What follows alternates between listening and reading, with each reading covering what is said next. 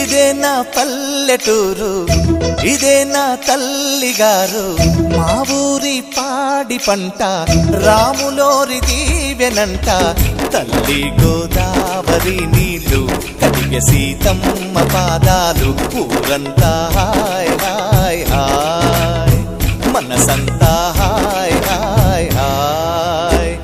ఇదే నా పల్లెటూరు, ఇదే నా తల్లిగారు, మా ఊరి పాడి పంట రాములోరి దీవెనంట.